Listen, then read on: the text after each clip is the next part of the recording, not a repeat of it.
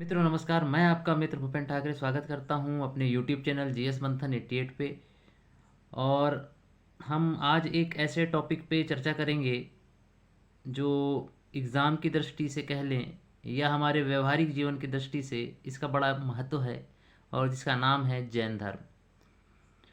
तो आज हमारे अध्ययन का केंद्र रहेगा जैन धर्म, और हम उसी को विस्तार से समझने की कोशिश करेंगे कि जैन धर्म कैसे आया और कौन सी ऐसी परिस्थितियां थी जिनके कारण जैन धर्म आया, और जैन धर्म के कौन से सिद्धांत हैं और उसमें जो भी बातें हैं उसको हम बड़े विस्तार से देखेंगे। तो चलिए हम अपने वीडियो को स्टार्ट करते हैं और देखते हैं जैन धर्म के बारे में।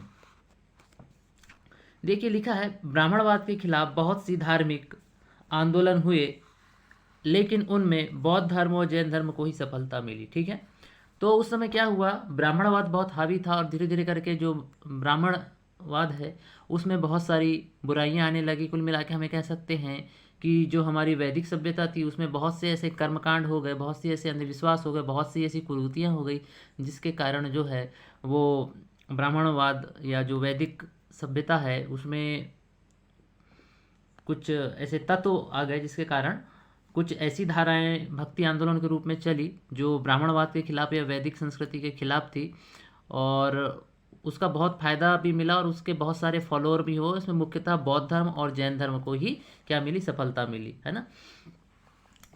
वैदिक धर्म में बहुत सारी बुराइयां आ चुकी थी। देखिए लिखा हुआ है, अतः उन्हीं के विरोध में बौद्ध व जैन मत की शुरुआत हुई। तो बौद्ध और जैन मत की शुरुआत क्यों हुई थी? क्योंकि वैदिक धर्म में बुराई आ चुकी थी। उसी बुराई को रोकने के लिए या उसके विरोध करने के लिए ये धर्म या मत चल पड़े। जैन धर्म के संस्थापक महावीर स्वामी थे। वास्तविक संस्थापक याद रखेंगे, वास्तविक जो संस्थापक थे जैन धर्म के वो महावीर स्वामी थे, जो कि जैन धर्म के 24वें तीर्थंकर थे। जैन शब्द संस्कृत के जिन शब्द से बना है, याद रखिएगा, जो जैन शब्द है संस्कृत के जिन शब्द से बना है, जिसका अर्थ होता है विजेता। क्या होता है? जिसका अर्थ विजेता होता है, जितेंद्रिय, है ना। जिन यानी होता है जितेंद्रिय, अर्थात इंद्रियों को जीतने वाला। जिसने इंद्रियों को वश में कर लिया है वही जितेंद्रिय है, वही जिन है। जैन तीर्थंकर जैन धर्म के संस्थापक, है ना। जैन तीर्थंकर कौन है? मतलब जैन धर्म के संस्थापक। अलग अलग समय पे अलग अलग संस्थापक आए और उन्होंने मतलब अपने अलग अलग सिद्धांत और विचार दिए। ठीक है। तीर्थ उन विविध नियमों से जो मनुष्यों को इस भाव सागर से पार उतार देते। तीर्थ धन अंकर, तो तीर्थ का अर्थ होता है उन विविध नियमों से जो मनुष्यों को इस भाव सागर से पार उतार दे, उसको हम तीर्थ कहते हैं। और कर मतलब होता है करने वाला। इस चीज़ को आप लोग याद रखेंगे। जैन धर्म के अन्य नाम जो हैं उसमें कुरुचक्र है, यापनी है, श्वेत पट है और निर्ग्रंथ है। ये सारी चीज़ें इसमें आती हैं। इसके अलावा हम लोग देख लेते हैं जैन धर्म में 24वें तीर्थंकर हुए। कितने तीर्थंकर हुए? 24 तीर्थंकर हुए। उनमें भगवान ऋषभ देव का पहला स्थान है। जैन धर्म का मानना है कि सृष्टि अनादिकाल से चलती आ रही है तथा अनंत काल तक चलती रहेगी। इस प्रकार जैन धर्म हिंदू व बौद्ध जैन धर्म जो है वो हिंदू व बौद्ध धर्म की सृष्टि के विनाश में विश्वास नहीं रखता। इनका मानना है कि जो सृष्टि है वो आदि अनादिकाल से चली आ रही है और चलती ही रहेगी, उसमें कोई विनाश जैसी कोई अवधारणा नहीं है। लेकिन ये लोग जैन मानते हैं। लेकिन जो बुद्ध हैं, ये बौद्ध धर्म वाले हैं, या फिर हम लोग कह लें हमारे जो हिंदू धर्म वाले हैं, तो वो क्या मानते हैं कि सृष्टि में विनाश होता है। ठीक है। जैन धर्म में ईश्वर विश्वास करता है। जैन धर्म ईश्वर में क्या करता है? विश्वास करता है। सृष्टि के निर्माण में तथा उसकी रक्षा में तथा उसके विनाश हेतु उत्तरदायी नहीं होता। तो सृष्टि का निर्माण तो करता है लेकिन उसके विनाश हेतु उत्तरदायी नहीं होता। मतलब सृष्टि का निर्माण की जो रक्षा करता है वो कौन करता है? ईश्वर करता है, लेकिन वो उसके विनाश के लिए उत्तरदायी नहीं होता, सिर्फ रक्षा करता है। सृष्टि शाश्वत कानूनों से परिचालित होती है। इस शाश्वत विश्व में अनेक चक्र होते हैं। शाश्वत मतलब जो एकदम सत्य है ना, जो प्राकृतिक है। सृष्टि शाश्वत नियमों या कानूनों से परिचालित होती है। इस शाश्वत विश्व में अनेक चक्र होते हैं। तो कौन कौन से चक्र होते हैं? उसमें देखिए, उत्थान काल होता है और पतन काल होता है। तो उत्थान काल को उहु सर्पिणी कहते हैं, जबकि पतन काल को अवसर्पिणी कहते हैं। प्रत्येक चक्र में 63 साल का पुरुष मतलब महान आदमी, 24 तीर्थंकर और 12 चक्रवर्ती शासकों से मिलकर एक चक्र बनता है। ठीक है। ईश्वर को जिन से नीचे रखा गया है। तो जिन सबसे ऊपर है और जिन से नीचे ईश्वर आते हैं, ठीक है। और ये जो जितने भी हमने नाम लिए 63 सलाहका पुरुष, 24 तीर्थंकर और 12 चक्रवर्ती सम्राट जो हैं, इन्हें अपार आयु का जीवन प्राप्त होता है, धन संपत्ति की आवश्यकता नहीं होती, क्योंकि कल्प वृक्ष इनकी आवश्यकता की पूर्ति करता है। कौन? कल्प वृक्ष। तो कल्प वृक्ष की अवधारणा किसमें है? ये जैन धर्म में है, ठीक है। तो इसको थोड़ा सा आप लोग याद रखेंगे। इसके अलावा हम लोग देख लेते हैं, जैन धर्म सांख्य दर्शन के करीब दिखता है, ठीक है। जैन धर्म किसके करीब है? जो सांख्य दर्शन है उसके बेहद ये करीब नजर आता है, ठीक है। जैन धर्म के अनुसार जीव तथा अजीव के संयोग से सृष्टि का निर्माण होता है। जीव मतलब जीव, और अजीव मतलब जीव और अजीव दोनों से मिलकर क्या किसका निर्माण होता है? सृष्टि का निर्माण होता है। अजीव 5 भागों में बटा है। अजीव में क्या क्या है? देखो, आकाश, धर्म, गति का द्योतक होता है, अधर्म अगति का द्योतक होता है, द्योतक मतलब प्रतीक, काल यानी समय, पुद्गल यानी पदार्थ या मैटर। अधिकतर चीज यहाँ पर पदार्थों से ही निर्मित होती हैं, ठीक है। जैन सिद्धांत के अनुसार मोक्ष प्राप्ति के लिए त्रिरत्न का अनुसरण आवश्यक है। सम्यक ज्ञान, सम्यक चरित्र और सम्यक दर्शन, ये जैन धर्म के त्रिरत्न हैं। इसको आप लोग याद रखेंगे। उपरोक्त त्रिरत्नों का अनुसरण करने वाले जीव, क्या लिखा देखिए, उपरोक्त त्रिरत्नों का अनुसरण करने वाले जीव की ओर कर्म का बहाव रुक जाता है, जिससे संबर कहा जाता है। क्या कहा जाता है? इसको संबर कहा जाता है। अर्थात आप कर्म से मुक्ति हो जाओगे। कर्म से मुक्त कब होगे? जब आप इन त्रिरत्नों का पालन करोगे। और कर्म आदमी क्यों करता है? अपनी इच्छाओं की पूर्ति के लिए करता है। और कुल मिला के जब आप कर्मों से मुक्त कब होगे? जब आप इन त्रिरत्नों का पालन करोगे। तो हम लोग देख लेते हैं पहले तीर्थंकर जो ऋषभ देव जी हैं, जिनको आदिनाथ या स्वयंभू कश्यप भी कहते हैं, उनका थोड़ा जीवन परिचय देख लेते हैं। ये प्रथम तीर्थंकर थे, ठीक है। मतलब शुरुआती संस्थापकों में कौन थे? ऋषभ देव जी थे। और इनका संबंध अयोध्या से था। इनके बारे में ज़्यादा जानकारी नहीं है, परंतु ऐसा माना जाता है कि ये एक राजा थे और उन्होंने अपना राज्य स्वयं अपने पुत्र भरत के पक्ष में त्याग दिया था, और उसी भरत के नाम पर हमारे देश का नाम भारतवर्ष पड़ा। ये एक मान्यता है, इसको आप लोग याद रखेंगे। जबकि महाभारत के हिसाब से हम चलें तो दुष्यंत और शकुंतला के पुत्र जो भरत थे, उन्हीं के नाम पर हमारे देश का नाम भारत रखा गया। उसके अलावा हम लोग कुछ चीज़ें और देखते हैं यहाँ पे। वायु पुराण, विष्णु पुराण और भागवत पुराण में ऋषभ देव का उल्लेख नारायण के अवतार के रूप में मिलता है। नारायण अर्थात भगवान हरि या विष्णु, ठीक। ऋषभ देव और अरिष्टनेमी का उल्लेख ऋग्वेद में भी मिलता है। और याद रखेंगे, ये जो अरिष्टनेमी भगवान हैं, इनका संबंध भगवान श्री कृष्ण से भी माना जाता है। उसके बड़े संबंधी या करीबी माने जाते हैं। पार्श्वसेन, ये 23वें तीर्थंकर थे जैन धर्म के, और ये इनका बनारस से संबंध था। और ये इक्ष्वाकु राजा अश्वसेन के पुत्र थे। 30 वर्ष की उम्र में इन्होंने गृह त्याग किया था। और इनकी माता का नाम वामा, पत्नी का नाम प्रभावती था। और सम्मेत पर्वत पर इनको ज्ञान की प्राप्ति हुई थी। जैन ग्रंथों में पुरुषादनियम कहा जाता है। इनको क्या कहा जाता है? जैन ग्रंथों में इनको पुरुषादनियम भी कहा जाता है।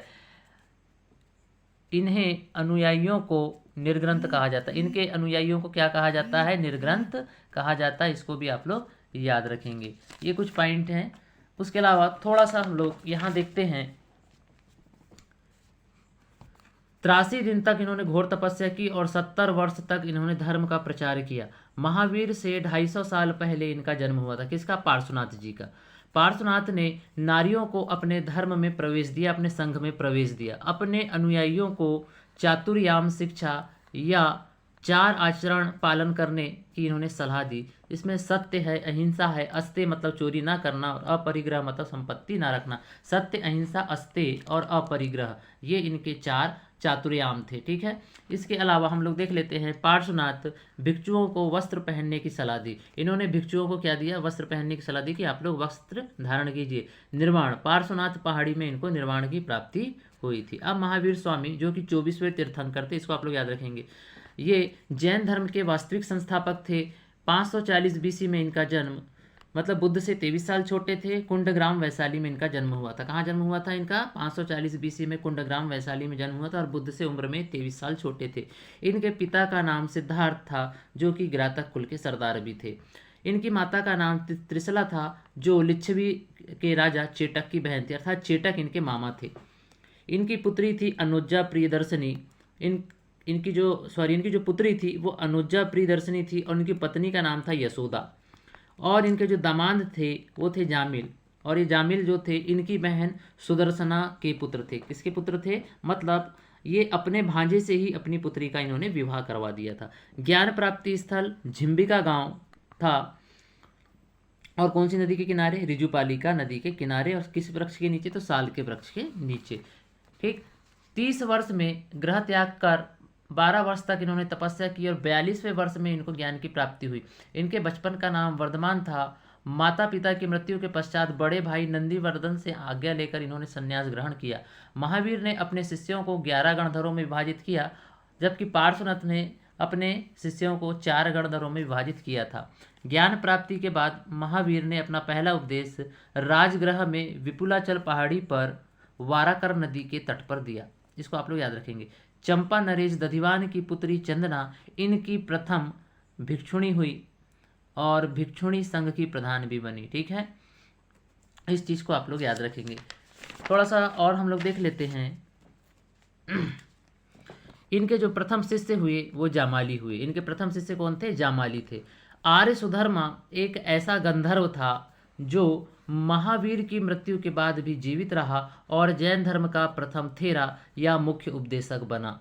ठीक है, इन नोट करके एक पॉइंट लिखा देखिए हमने। 19वें तीर्थंकर मल्लीनाथ थी जो कि प्रथम महिला तीर्थंकर थी। जैनों में एकमात्र और पहली जो है महिला तीर्थंकर थी जो 19वें नंबर की थी, मल्लीनाथ। ठीक। लगभग 300 BC में मगध में 12 वर्षों का भीषण अकाल पड़ा, जिसके कारण भद्रबाहु अपने शिष्यों सहित कर्नाटक चले गए। किंतु जब वो 12 वर्ष बाद वहाँ लौटे तो कुछ अनुयायी स्थूलभद्र के साथ भी मगध में थे। ठीक है, तो 2 जैन गुरु हमको देखने को मिलते हैं, एक भद्रबाहु और स्थूलभद्र। तो भद्रबाहु उस भीषण अकाल के कारण 12 वर्ष तक जो है अपने शिष्यों को कहाँ लेकर चले गए? ये कर्नाटक चले गए। और जब ये वापस आए तो इनका विवाद हो गया किससे? मगध के सन्यासियों से। और इस तरीके से यह धर्म 2 भागों में बढ़ जाता है। यह मत जो है 2 भागों में बढ़ता है। और कौन कौन से? श्वेतांबर और दिगंबर। ठीक, यहाँ लिखा देखिए, श्वेतांबर और दिगंबर 2 भागों में बढ़ गया था। तो श्वेतांबर के हेड बने स्थूलभद्र और दिगंबर के हेड बने भद्रबाहु। मैसूर के गंग वंश के शासक के मंत्री चामुंड के प्रोत्साहन से कर्नाटक के श्रवण बेलगोला में 10 ईस्वी में विशाल बाहुबली की मूर्ति मतलब गोमतेश्वर की मूर्ति का निर्माण हुआ। ठीक है, और ये किसको समर्पित है? ये भद्रबाहु को ही समर्पित है, याद रखेंगे, गोमतेश्वर की मूर्ति। 72 वर्ष की उम्र में 468 BC में पावापुरी मतलब राजगीर में किसकी मृत्यु हुई? महावीर स्वामी की मृत्यु हुई। मल्ल राजा सृष्टिपाल के राजप्रसाद में महावीर को निर्वाण की प्राप्ति हुई। मल्ल राजा थे सृष्टिपाल, उनके राजप्रसाद में महावीर को निर्वाण की प्राप्ति हुई। जैन धर्म के अनुयायी शासक उदयन, चंद्रगुप्त मौर्य, खारवेल, अमोघवर्ष, चंदेल शासक और चंड प्रदोद भी थे। यहाँ एक हमने नहीं लिख पाए, चंड प्रदोद भी थे। जैन तीर्थंकरों की जो कहानी है वो कल्पसूत्र में हमको देखने को मिलती है और कल्पसूत्र लिखने वाले थे श्री भद्रबाहु जी। जैन धर्म की पहली महिला अध्यक्ष जो है वो पुष्यचूला थी। कौन थी? पुष्यचूला। किसके समय? पार्श्वनाथ। पार्श्वनाथ ने ही महिलाओं को संघ में प्रवेश दिया और पुष्यचूला को पहला क्या बनाया? जैन संघ की पहली महिला अध्यक्षा बनाया इनको। जैन दर्शन में देखो, वेदों की सत्ता से इनकार किया इन्होंने। ईश्वरी सत्ता को मानते हैं लेकिन जिन से नीचे ईश्वर को रखा गया है, आत्मा की मान्यता है, जीव और अजीव से मिलकर जो है इसका निर्माण हुआ है। ठीक है, जगत विचार मतलब प्राकृतिक कारण, है ना। पुनर्जन्म का सिद्धांत, अनेकांतवाद और स्यादवाद हमको यहाँ पर देखने को मिलते हैं। इसके अलावा कुछ चीज़ें हम लोग और देख लेते हैं। प्रमुख जैन तीर्थंकर और उनके प्रतीक चिन्ह।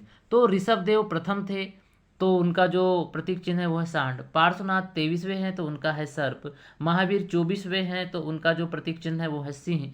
महावीर को ज्ञान प्राप्ति से है साल के वृक्ष के नीचे। महावीर के अन्य नाम जो हमको मिलते हैं वर्धमान, नाटपुत्र, और ये नाटपुत्र नाम इनको किसने दिया था? गौतम बुद्ध ने ही दिया था। निर्ग्रंथी, केवली, जिन, तीर्थंकर और अरहंत, ये सारे के सारे नाम किसके हैं? भगवान महावीर स्वामी के हैं। अब हम लोग देख लेते हैं जैन संगीतियाँ। तो पहली बार जैन संगीति वो पाटलिपुत्र में हुई थी। इस समय शासक चंद्रगुप्त मौर्य थे। 297 ईसा पूर्व में हुआ और अध्यक्ष थे स्थूलभद्र और भद्रबाहु। और विभाजन हुआ दिगंबर और श्वेतांबर और भाषा थी प्राकृत। याद रखेंगे जैनों की भाषा प्राकृत ही थी। फिर जो दूसरी जैन संगति थी वो वल्लभी में हुई, वल्लभी मतलब ठीक, इसको याद रखेंगे वल्लभी क्षेत्र है। और यहाँ पर शासक थे भानुगुप्त जो कि गुप्त वंश के थे, और सन था 512 एडी मतलब 512 ईस्वी। और यहाँ पर जो अध्यक्ष थे वो थे देवादि क्षमा श्रवण, और यहाँ पर किसी प्रकार का कोई विभाजन नहीं हुआ और भाषा हमेशा की तरह यहाँ प्राकृत ही थी। तो इस तरीके से ये कुछ चीज़ें रही। लगभग मैंने आपको सारी चीज़ें बता दी हैं। हाँ, कोई चीज़ छूटा नहीं है ना। तो आज के लिए इतना ही रखते हैं और मिलते हैं फिर नेक्स्ट वीडियो में। जय हिंद, जय भारत।